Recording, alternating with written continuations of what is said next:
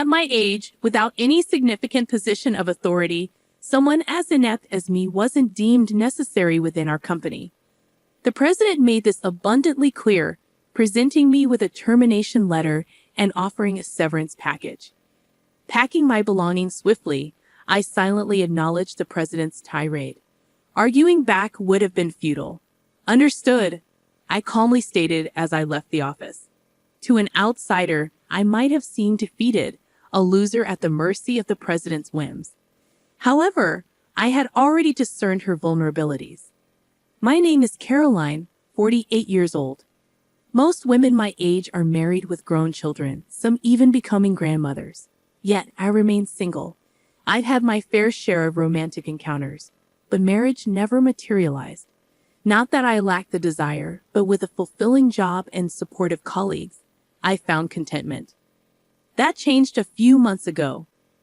Our company, a family-run enterprise, had always been smoothly managed, with executive roles reserved for the chairman's relatives. However, with the sudden passing of the chairman, his daughter, Helena, assumed the presidency.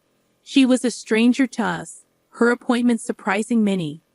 Yet, her credentials from a top-tier company and her opportune arrival eased some doubts. At 38, Helena defied expectations. Her appearance reminiscent of a nightclub hostess, with flashy jewelry and a heavy perfume, clashed with the corporate environment. Her speech at the inauguration lacked substance, leaving me uneasy. Nonetheless, I focused on my work, trying to dismiss the lingering doubts.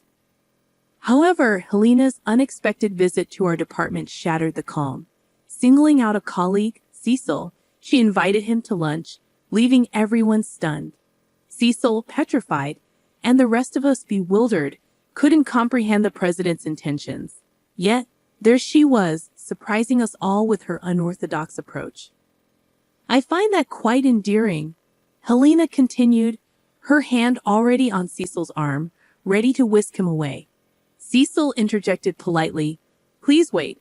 I appreciate the offer, but I have urgent work to finish this morning. Could we possibly wait until break time?" It was barely past 10 o'clock a.m., too early to abandon work for a lunch outing. Is your work really that urgent?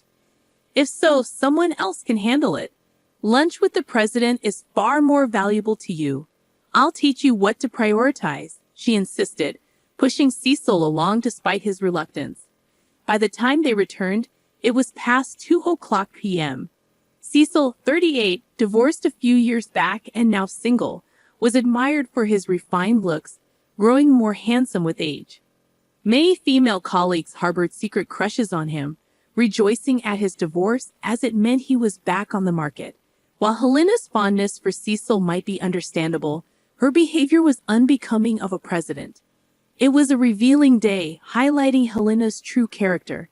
To make up for the morning's disruption, Cecil ended up working late, a consequence of Helena's actions that benefited no one. "Cecil, I reserved a wonderful French restaurant for us today, the one with the chef I mentioned before. We better hurry or we'll be late." Helena would often appear, forcibly taking Cecil out for lengthy lunches. As this became a regular occurrence, she began occupying the seat beside Cecil, disrupting his work with her chatter. Colleagues displaced by Helena struggled to complete their tasks, often resorting to overtime. Gradually, a simmering discontent towards Helena grew among the staff. While no one dared to voice their frustrations openly, it was clear that everyone shared the same sentiment. When exactly does Helena perform her presidential duties? It seems like she's not taking her job seriously at all. That's the look my colleagues and I shared as we watched her. I found myself occupied, assisting Cecil and others with their workload, often leading to overtime. One day, while helping Cecil, I attempted to lighten the mood. "You've really been put through the ringer. It's tough being targeted by the wrong person," I remarked. Cecil responded apologetically, "I'm so sorry for causing everyone trouble. I really appreciate your help, Caroline, especially since you have your own workload." "It's not something you need to apologize for," I reassure him. "It's all because of that out-of-touch president. Honestly, what was the chairman thinking, making Helena president?" But keep that between us. I joked, sticking out my tongue, eliciting a weak smile from Cecil. It had been a while since I'd seen him smile. In fact, I realized that smiles had become rare in our department lately. How long would these days continue? The mere thought weighed heavily on my mind. Determined to break this cycle, I decided to consult someone about it. Carl, the chairman, and Helena's father. When I first joined the company, Carl was the executive vice president, and we occasionally chatted. Now as chairman, our interactions had ceased, but I boldly went to see him and frankly discussed Helena's problematic behavior. Knowing it might be impertinent, I hoped he would understand the employee's struggles. However, Carl's response was dismissive. I'm not here to listen to such complaints. You are to follow President Helena's lead, work for the company, and earn your salary. That's all. It's simple, he declared before sending me away. It was then I realized that Carl, who had appointed Helena as president, was just another fool. Disappointed and furious, I felt a surge of anger. The next day, Helena came again to invite Cecil to lunch, but our department was bustling with a crucial project deadline. Amidst the tense atmosphere, Helena's presence only fueled irritation, and some of my colleagues couldn't hide their annoyance. I'm sorry, she said, perhaps sensing the tension she had caused. I really can't leave my work today. Could you perhaps dine alone? Cecil tried to decline politely. However, Helena insisted, it's fine, someone else will cover for you. Hey, you there, take over Cecil's work. Unbelievably, Helena approached me and said that both Cecil and I were swamped with work and no one in the department had the capacity to take on additional tasks. I'm sorry, but that's not possible, I firmly replied. Helena widened her eyes in disbelief. What did you just say? She asked, her tone sharp. Despite momentarily faltering under Helena's stern gaze, I knew I had to speak up. I said it's not possible. Cecil's tasks today are critical, and I also have a pile of my own work to complete. Taking on Cecil's responsibilities is simply out of the question. Every time you pull Cecil away, our department's progress stalls, affecting the company's performance significantly. As president, you must be aware of this. We're even getting complaints about poor responsiveness from clients, and we're losing credibility. If this continues, we'll be overtaken by our competitors. I continued letting out my frustrations. There was no turning back now. Do you even know who you're talking to? You know what happens when you speak against the president, right? Helena's voice, so different from the sweet tone she used with Cecil, was filled with intimidation. I'm speaking out of concern for the company. We're all striving to improve performance. I can't comply with actions that will hinder our success. We need Cecil at his desk right now, I asserted, carefully choosing my words, remembering she was still the president. Is that all you have to say? I'm shocked to find such a lowly employee among us. Helena sneered, snatching my employee badge to read my name. Caroline, huh? It figures you'd say such vulgar things. You're going to regret what you did today, she threatened before turning sweetly to Cecil. Cecil, let's try again tomorrow. I'll book an Italian place. My mood's been spoiled by this silly little scene, Helena declared with a fluttering wave as she left the department. Applause erupted around me. Colleagues praised me, saying how refreshing and cool I had been. But I didn't feel relieved. Helena's words weighed on me. I knew this wouldn't end without repercussions. Caroline, are you okay? Cecil asked, placing a comforting hand on my shoulder, looking at me with concern. Are you okay, Caroline? I know you spoke for all of us, but now you're in the president's sights. I'm on your side, though. If anything happens, I'll be here to protect you. His strong reassurance slightly lightened my heart. I was grateful for such a supportive colleague. Though Helena's retaliation might start as soon as tomorrow, with these colleagues by my side, I felt ready to face it.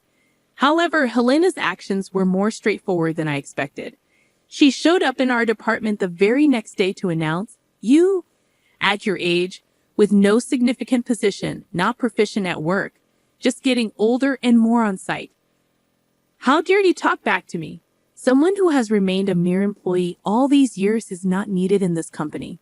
Frankly, you're an eyesore. You're fired as of today. pack your things and leave." I was astounded by the abrupt and harsh dismissal. Fired? I echoed in disbelief. Helena, with rough breath, pulled out a piece of paper. "Yes, but it's not wrongful termination. Don't bother suing. Here's your termination letter, and we'll even pay severance pay." "Now hurry up and leave," she ranted. "That's too much, President.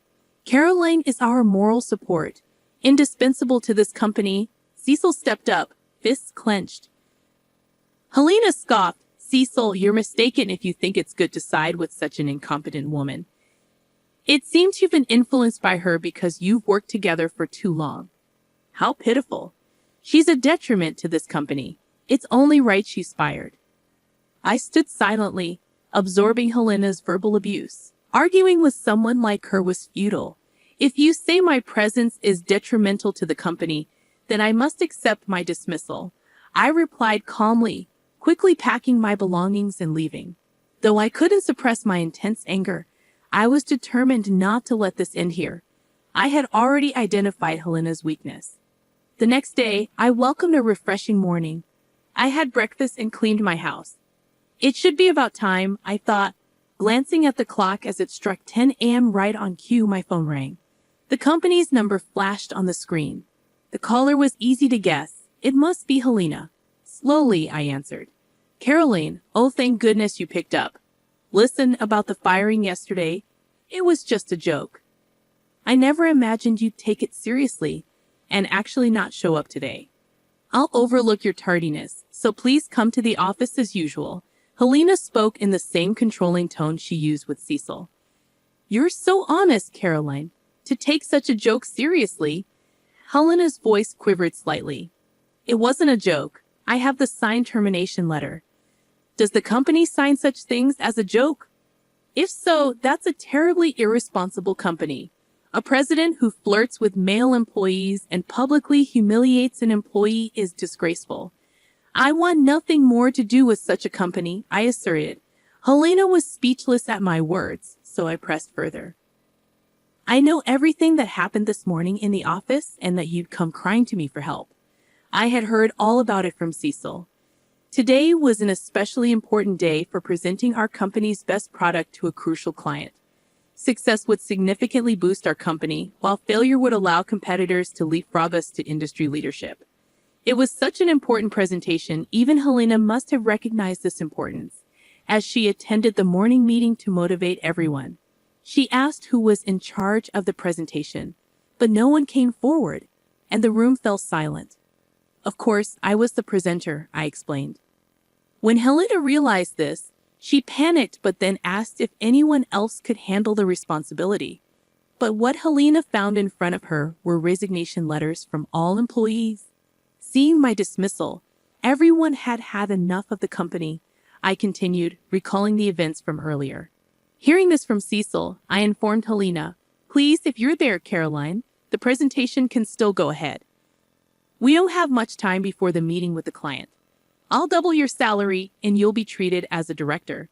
Please come back, please," Helena pleaded hysterically, almost incomprehensible. "Unfortunately, I have no intention of returning. Please handle it yourself. As president, you haven't worked properly and have been chasing employees around, decreasing performance. I don't think you have the capacity to manage it," I stated firmly before hanging up, dismissing further calls without hesitation. It would be interesting to see how she managed alone. That evening, Helena and Carl came to my house. As I cautiously opened the door, they pleaded tearfully, I'm so sorry. Please forgive us." Apparently, the presentation had been a disaster from the moment Helena arrived alone. The client must have been skeptical. Just minutes into the presentation, they stormed out, disgusted with Helena's incompetence. They said they'd reconsider if I were involved. "Caroline, please, for the company's sake, come back," Helena pleaded. My anger erupted. "For the company? How can you say that? You've disrupted employees' work, fired me for speaking up, and caused everyone to turn against you due to your arrogance. This is the result of your actions. Please leave," I said, attempting to close the door. Helena sprang up.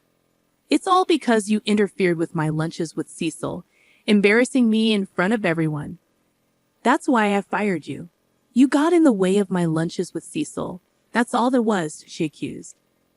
I felt sick hearing it directly from her, but I knew it was a childish notion. As I tried to process her words, Helena suddenly lunged at me but was swiftly stopped by Cecil, who had come out of concern. Enough, please.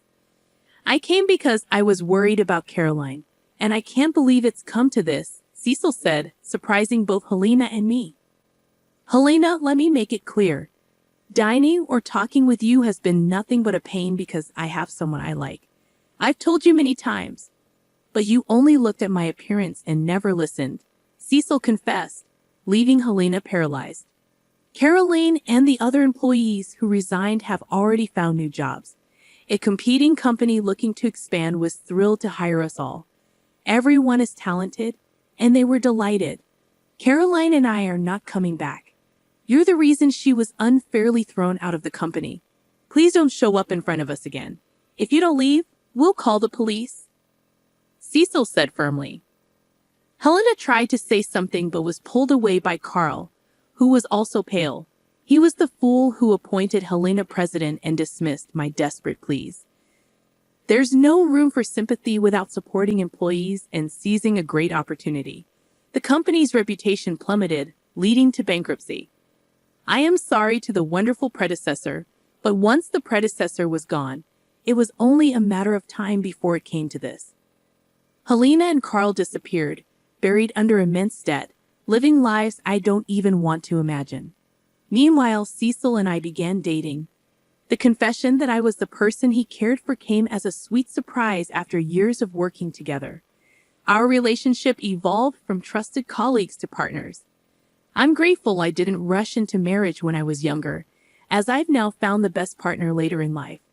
Life is unpredictable. Maybe Cecil and I will get married. That's what I've been contemplating recently.